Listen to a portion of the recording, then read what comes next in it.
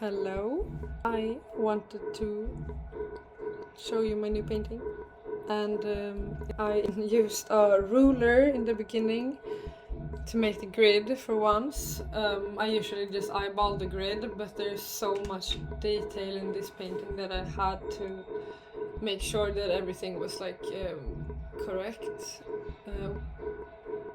I'm gonna start telling you a bit about the theme of this painting before I even get any further in the time lapse, because this is an image that came from honestly a lot of feelings of like shame and feeling spoiled and privileged, and all of these feelings kind of came to its peak during the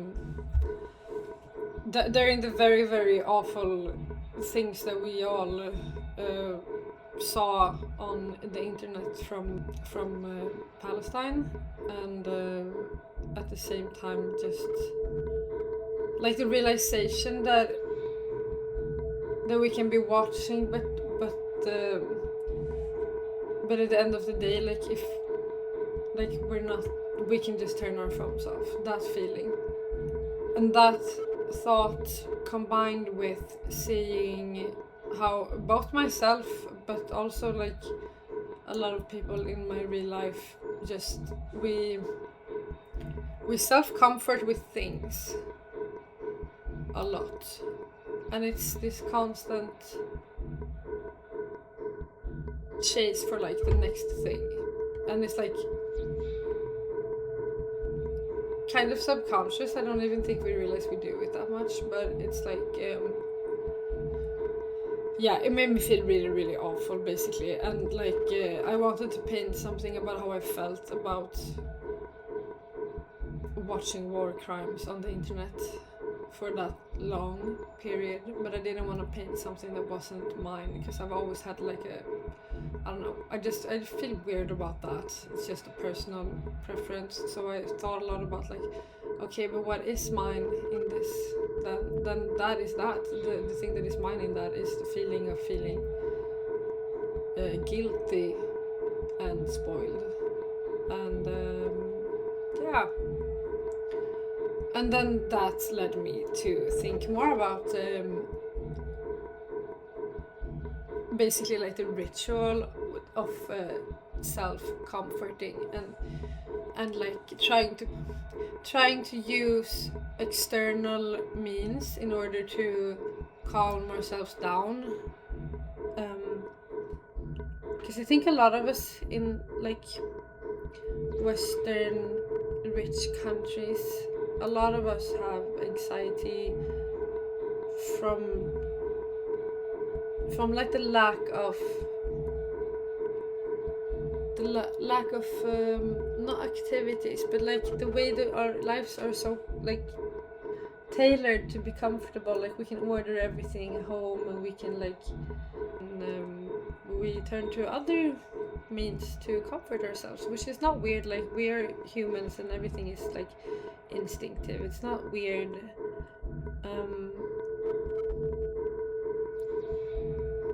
In that particular way, but it made me also think a lot about an old painting that I made that was way too like dark to be made into a painting like this, and I don't want to either, because it's a very dark drawing I made many years ago, but I never stopped thinking about it. So then I got this other image in my mind. Okay, well, I can tell you what that drawing was like, of a girl sitting in front of a mirror with like a lot of damage to her body basically. So that was it, and that was like the only thing in the drawing, and I didn't want to put it into a painting because it's like too horrible. But I got this other image in my mind of like a person completely like wrapped up in a blanket, surrounded by like really expensive things, but like with very red teary eyes. But that just felt kind of, I didn't like that image. I just thought it felt like not enough, so I combined them, and I actually set this whole thing up in my like hobby room and took this picture, and so it is like all of my personal favorite stuff, which of course, like it is a very personal painting. I will tell you more about the specific things in it later, as I think that they are very fun to talk about.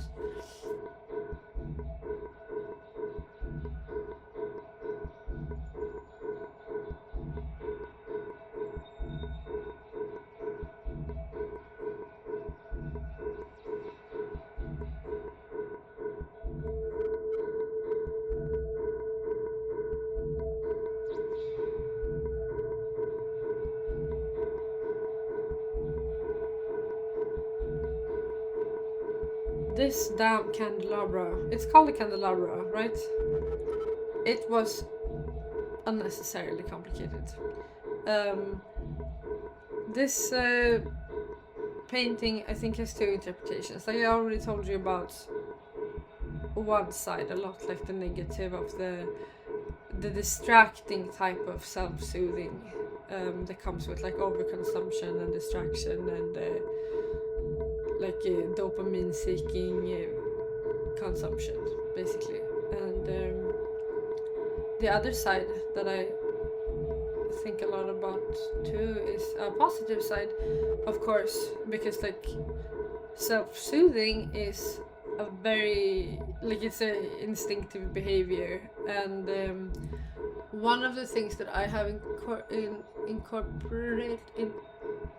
incorporated in this painting is one of the perfume bottles that is on the jewelry box.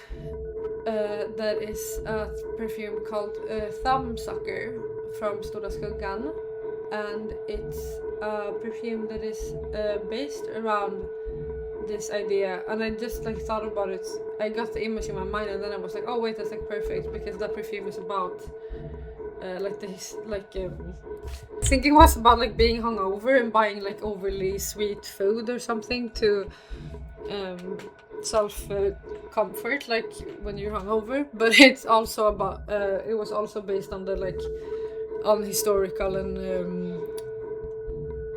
religious the soothing like behind thumb sucking.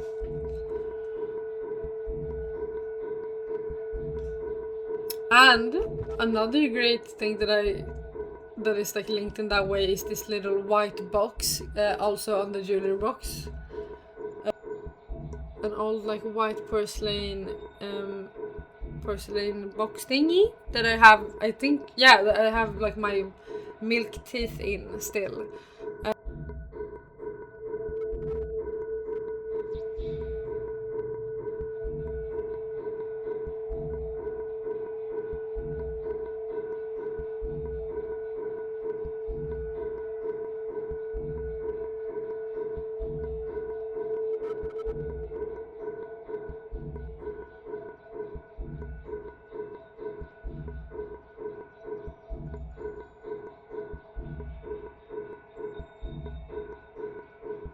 The one that I'm painting on right now, the yellow jewelry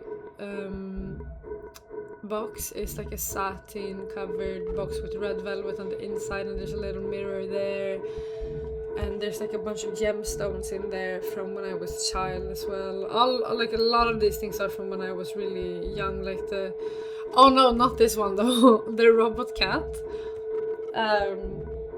I had like one of those robot dogs when I was young. Like if a lot of you were young, like in the early 2000s, like you will know what these are. I had the dog one. I've always been a dog person. I love that dog so much. But I found this cat in the secondhand shop, like maybe 7 years ago or something, and I had to buy it. Like I love these robot animals. They're so like 2005. I love them. They're so cute.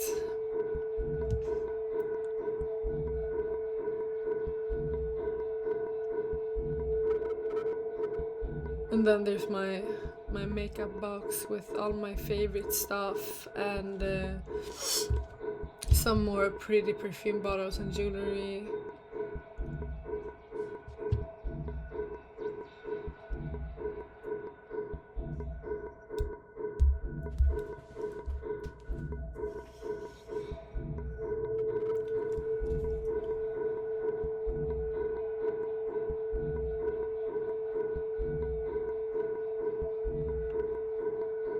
It was so extremely satisfying to make this painting because it was so intricate and detailed. It was like every area, like I never had to guess what to do next, if that makes any sense. Because it was so complicated that it was just like, okay, just like there's no guessing involved here, which is also kind of boring because it's like the fabric that is hanging over the mirror on the left there is like the only area where I got to like play around a little bit, and I really hope that this didn't like tire my brain out too much, but I do think that the next painting I'm gonna make is gonna be a lot more loose, although this painting was very, very like, I learned so much making this painting because it was just so like I really had to trust the process on a lot of the objects in this painting, like the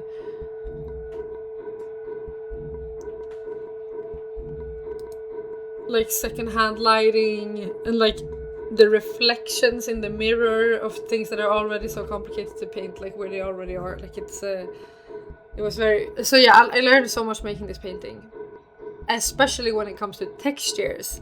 Like you will see further along in the video, but I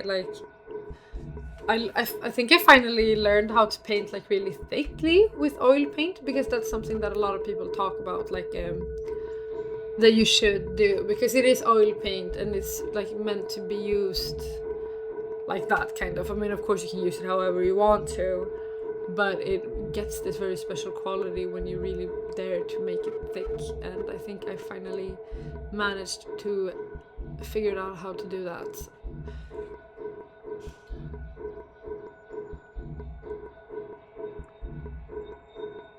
Also the bandaging over the head is something I feel like maybe some people would be creeped out by or disturbed by, and I just thought I'd explain, like in the one interpretation that I said in the beginning, that's the more like negative interpretation. I think about it in the way of the expression to put lipstick on a pig, which is a very funny expression, but I really like it. It's an English one, and it's, from my understanding, it means kind of the same thing as if you would say that you try to like duct tape together like a crashed car. Like it's not gonna help, but you're like so desperate to try to cover something up that you just like do the only thing that you are able to do, something like that. And that's kind of how I feel. That's what I feel that we do when we have this like anxiety about global things, but we try to like hide it with very fast and fleeting dopamine hits of like buying new things or getting a surgery or, you know, anything like that. That's very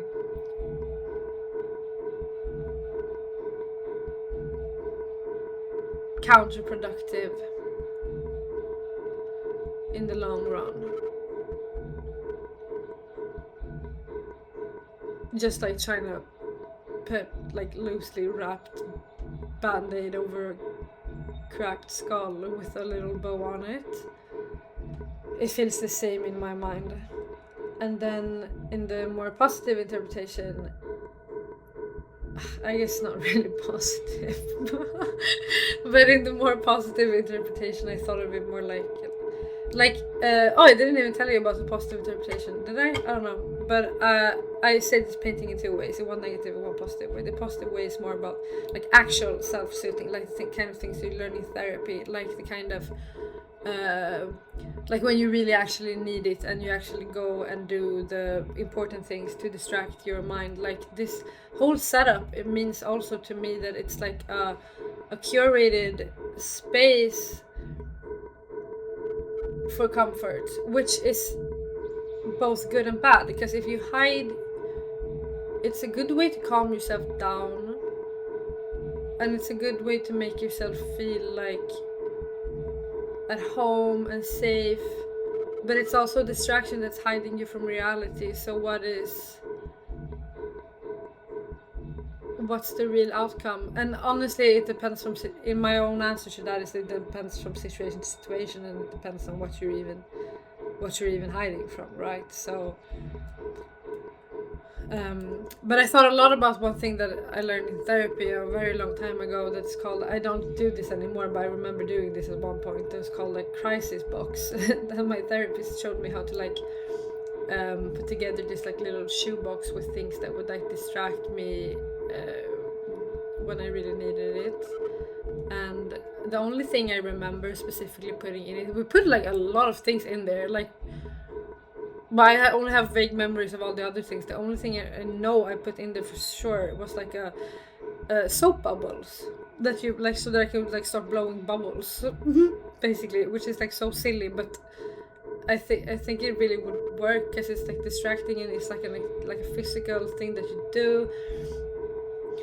That's the kind of positive way that I think about this painting, and like the band-aids on the head as well, because it represents the whole act of what is happening in this image is that you're trying to desperately put something back together. Whether it works or not, that's a different question, but that's kind of the symbolism behind it in my opinion.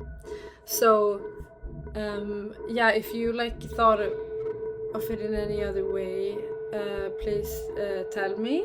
I think it's so interesting to hear when other people have completely different interpretations of things. Like, what do you think about this?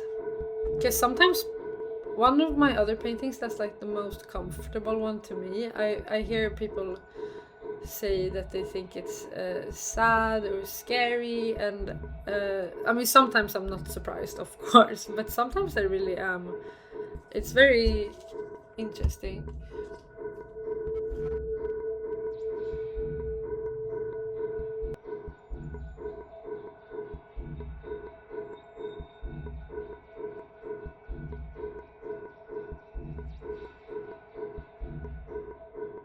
The flower lamp, it was a gift from one of my best friends.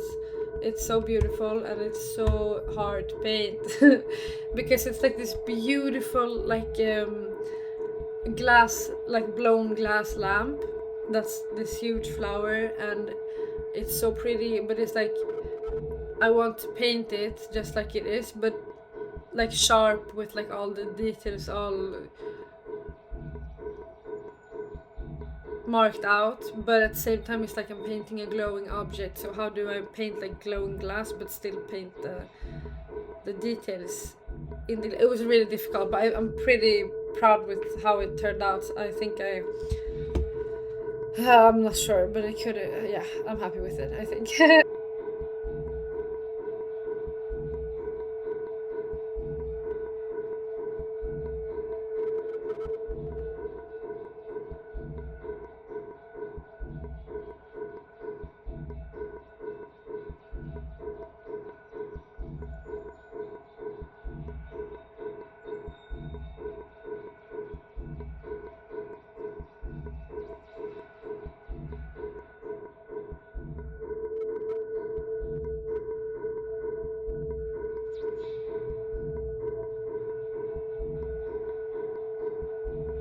Yeah, overall this painting was really fun to paint, but I'm a little bit fatigued now. I'm gonna do something more, not more chill next time, but more intuitive. I'm gonna try to not make the next painting like a technical puzzle. With that said, I'm extremely happy with how this painting turned out, and yeah. Thank you. Tell me what you think. Tell me what you would think about if I didn't tell you what I thought.